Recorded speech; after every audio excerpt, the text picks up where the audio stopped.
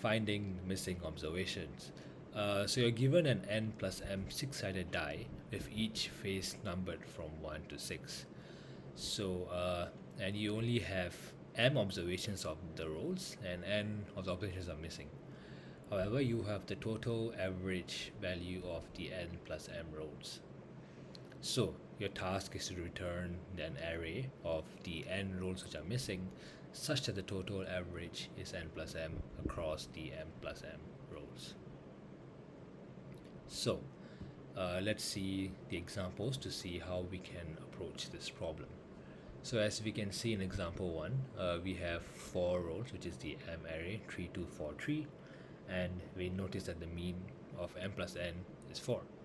So the total size of the m plus m array is going to be 4 plus 2, which is going to be 6, and 6 times 4 is 24, which will be the total sum of the total array.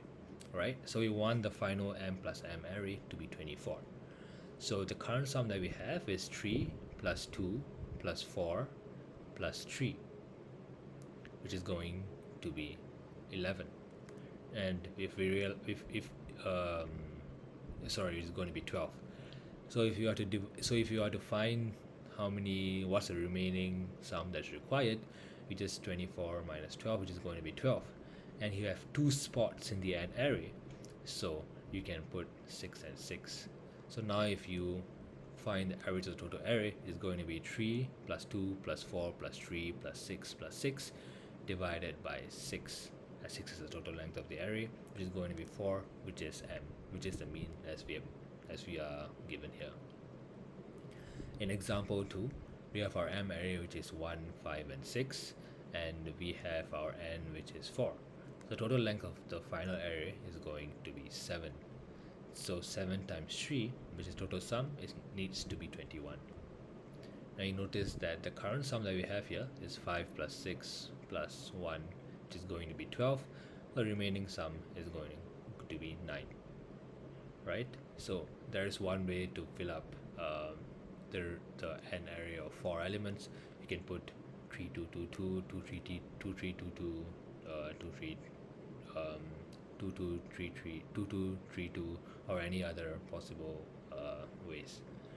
So now if you realize, you can now the total sum of the total average of the total array is going to be 1 plus 5 plus 6 plus 2 plus 3 plus 2 plus 2 divided by 7, which is going to give you 3. In the third example here, this is a case where it's not possible for us to populate the n array such that the total average is going to be what we need.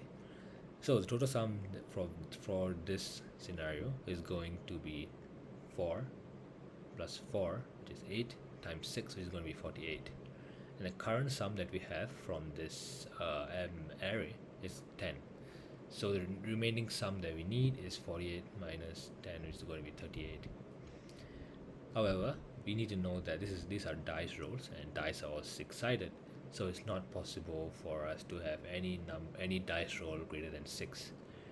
As such, even if each dice roll was 6, 6, 6, 6, it will not work, as the total sum will only be 24, and we need a total sum of 38. Thus, in this case, it's impossible for the mean to be 6, no matter what the 4 missing rolls are. It is also possible for this case to exist in the other direction, which could be that the remaining sum, let's say if you add 1, 1, 1, 1, and it's still less than is greater than what needs to be added to the remainder. So in that case, we return an empty array as well. So let's look at the solution to solve this problem. So first, what we'll try to do is find the total of the m plus n array, which is going to be mean times n plus the length of rows, which is m plus n essentially. And we keep a current sum, which is the sum of the rows that we have, which is the sum of the m array. So here's a check to see whether it's even possible to return a possible n array which works. So first we check whether if we set everything to be 6, whether it's still lower than the remainder required. In that case, we realize that it's not possible, so we return an empty array. The other case is that we add 1 to every spot in the n array, and and it's still more than the remainder, which means that we need negative numbers, which is not possible. So we return an empty array here as well. So yeah, remainders is essentially just total minus the current sum, which is a remainder that needs to be added through the n array. So now, as I explained in the previous example, so we need to calculate a remainder, which is we need to calculate quotient, which is remainder divided by n. As you can see in the previous example,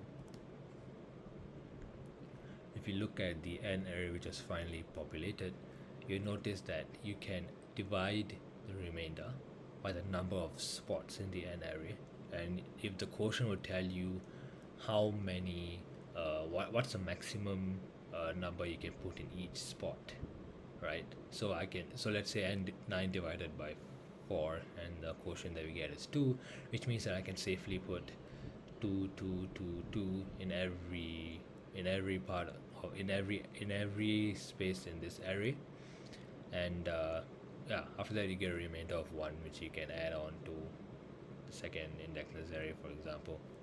So yeah, so we calculate the quotient, and we set up a result array, which will be the n array, which will return at the end of our for loop. So how do we identify what is the remaining sum that's needed to be added after all the quotients have been filled up? So we fill up 2 2 2 2 here, so we will know that the remaining sum that needs to be added on top of that is going to be rem remainder n, which in this case would have been 1. And notice that for each time we add a number on top of the quotient here, the limit for what it could be is 6 minus quotient. For example, let's say for example, in this case we have already added 2 here. So if you had to add anything on top of it, the maximum that you could add is going to be 6 minus 2, which is going to be 4. You cannot add anything more than that, right? So let's go through the main for loop to solve this question.